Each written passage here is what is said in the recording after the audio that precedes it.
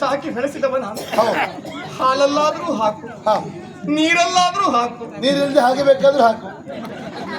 ಮಾತಿ ಗಿಳಿಯಂತೆ ಬೆಳೆಸಿರುವಂತ ನನ್ನ ತಂಗಿಯನ್ನ ನಿನ್ನ ಕೈಗೆ ಒಪ್ಪಿಸ್ತಾ ಇದ್ದೇನೆ ಭಾವ. ಆಮೇಲೆ ಗಿಡಗದಾನ ಹಾಗಲ್ಲ ಮಾತಿಗೆ. ಮಾತಿಗೆ ಅತಿ ಪ್ರೀತಿಯಿಂದ ನನ್ನ ತಂಗಿಯನ್ನ ನೋಡಿಕೊಳ್ಳುವಂತ ಹೊಣೆಗಾರಿಕೆ ನಿನ್ನದ್ದು ಭಾವ. ತಂಗಿ ಮಾತಾಡು. ಅಣ್ಣಯ್ಯ, ದುಃಖ ಆಗ್ತದೆ ತಂಗಿ. ಹೌದೌದು. ಕಾರಣ ಉಂಟು. ಇದೇ ಅಂಗಳದಲ್ಲಿ ಆಡಿ ಬೆಳೆದವರು ನಾವಲ್ವೇನೆ? ಇದು ಬಟ್ಟೆ ಮನೆ ಅಂಗಳದಲ್ಲ, ಅದಲ್ಲ ನಮ್ಮ ಮನೆ ಅಂಗಳದಲ್ಲಿ. ನೀನು ಆಡುವಂತಹ ಕಾಲಕ್ಕೆ ನಿನ್ನ ಕಾಲಿಗೆ ಏನು ಚುಚ್ಚಬಾರದು ಎಂಬ ಕಾರಣಕ್ಕಾಗಿ ಅರಮನೆಯ ತುಂಬಾ ರತ್ನ ಗಂಬಳಿಯನ್ನು ಹಾಕಿದವನು ನಾನು. ಹೌದಪ್ಪ.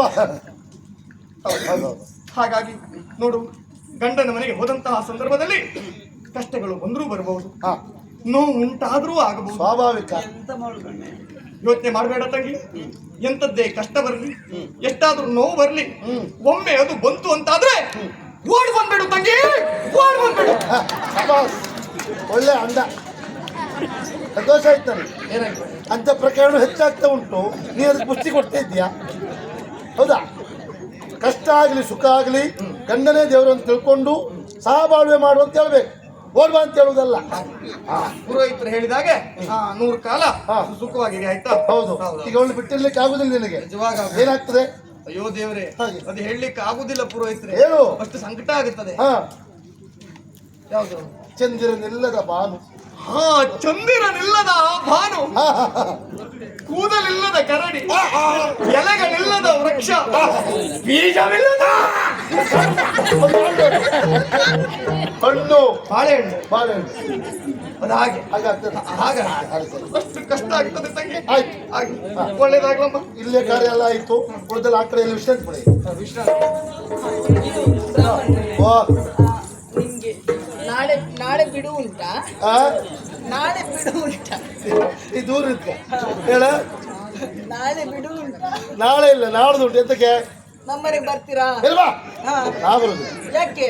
ಸರಿಯಾಗುದಿಲ್ಲ. ಹಾಗಾದ್ರೆ ನಾನೇ ನಿಮ್ಮನೆಗೆ ಬರಲ್ಲ. ಯಾವ ಕಾರಣಕ್ಕೂ ಬೇಡ. ಮತ್ತೆ ಸಂಸಾರ ಚೆನ್ನಾಗುಂಟು, ನೀ ಬರುದು ಬೇಡ. ಅಲ್ಲ, ಯಾಕೆ ಅಂತ ನೀವು ಕೇಳುದಿಲ್ವಾ? ಯಾಕೆ? ನಂದೊಂದು ಜಾತಕ ನೋಡ್ಲಿಕ್ಕಿತ್ತು. ಅವ ಮದುವೆ ಅಂತ ಹೇಳಿದಲ್ಲ, ಹೌದು. ಜಾತಿ ನೋಡ್ಲಿಕ್ಕೆ ಉಂಟಾ? ಒಂದ್ ಕೆಲಸ ಮಾಡು, ನೀ ಬರುದು ಬೇಡ, ನಾ ಬರುದಿಲ್ಲ. ದಾರಿ ಮಧ್ಯೆ ಸಿಕ್ಕು ಜಾತಿ ಹೇಳ್ಕೊಂಡೆ ತಿರ್ಗ. ಸಿಕ್ಕ ದಿವಸ ನಾನು ಅಲ್ಲಿ ಬಿಡಿಸಿ ನೋಡ್ತೇನೆ. ಹೌದಾ? ಆಯ್ತು, ಸಿಗಿ. ಆಯ್ತಾ? ಆಯ್ತಾಯ್ತು. ಯಜಮಾನ್ರೆ ಬನ್ನಿ. ಪುರೋಹಿತರೆ, ಎಷ್ಟೇ ಗಡಿಬಿಡಿ ಇದ್ರು ಕೂಡ ಆದಷ್ಟು ಬೇಗ ಬಂದು ಮದುವೆನ ಮಾಡಿಸ್ಕೊಟ್ರೋ ಇಲ್ವೋ? ದೊಡ್ಡ ಧನ್ಯವಾದ ನಿಮ್ಗೆ. ಮತ್ತೆ ಸಿಗ್ತಾಯ್ತಾ? ಅಲ್ವಾ? ನಿಮ್ಮ ಧನ್ಯವಾದ ನಮ್ಮ ಹೊಟ್ಟೆ ತುಂಬುವುದಿಲ್ಲ. ಬ್ರಾಹ್ಮಣರೇ ಮರ್ಯಾದೆ ಬರಬೇಕು, ನಾವು ಹೇಳುದಲ್ಲ. ದಕ್ಷಿಣೆ ಅಲ್ವಾ? ಯೋಚನೆ ಮಾಡುವುದೇ ಬೇಡ. ಯಾರಲ್ಲಿ ಬ್ರಾಹ್ಮಣರು ಬರ್ತಾರ, ಮುಷ್ಟಿ ಬಿಗಿದು ಕೊಡಿ. ಬೇಡ, ಒಂದು ಹಣೆ ಕೊಡುದು ಬೇಡ. ನಮ್ಮ ಧರ್ಮ ಸೇವೆ ಹಾಗಲ್ಲ. ಪುಷ್ಟಿ ಅಂದ್ರೆ ಮುಷ್ಟಿ ಲೆಕ್ಕ ಮಾಡುವುದು ಬೇಡ. ಲೆಕ್ಕ ಮಾಡುವುದು ಬೇಡ. ಕಡಿಮೆ ಬಿತ್ತಂತೆ, ಕಡಿಮೆ ಬಿದ್ರೆ ಯೋಚನೆ ಮಾಡುವುದು ಬೇಡ. ನೆಲಮಾಳಿಗೆಯಲ್ಲಿ ಕೊಪ್ಪರಿಗೆ ಉಂಟು, ಅದನ್ನು ಕಿತ್ತು ಹೊರದು ಹಂಚಿಕೊಟ್ಟು ಬಿಡಿ. ಬ್ರಾಹ್ಮಣರು ಬರ್ತಾರೆ, ಹೊಂಡ ಬಿದ್ದಿರ್ತದೆ, ಮಣ್ಣು ಹಾಕ್ಬಿಡ್ತಿ. ರಗಳೆ ಇಲ್ಲ. ಬ್ರಾಹ್ಮಣರ ಮನೆ ಹೋಗುದು ಬೇಡ. ಅಲ್ಲೇ ಹಾಗಲ್ಲ ಪುರೋಹಿತರೆ, ನೆಲಮಾಳಿಗೆಯಿಂದ ಕೊಪ್ಪರಿಗೆ ನಾವು ಕಿತ್ತಿರ್ತೇವೆಯೋ ಇಲ್ವೋ? ಬ್ರಾಹ್ಮಣರು ಬರುವ ಮೊದಲೇ ಹೊಂಡ ಮುಚ್ಚಿ, ಹೊಂಡದಲ್ಲಿ ಮಣ್ಣು ಹಾಕಿ ಮುಚ್ಚಿ ಸಮಾಧಾನ ಆಯ್ತಂತೆ. ಹೌದಾ? ಈಗೆಲ್ಲ ಊಟ.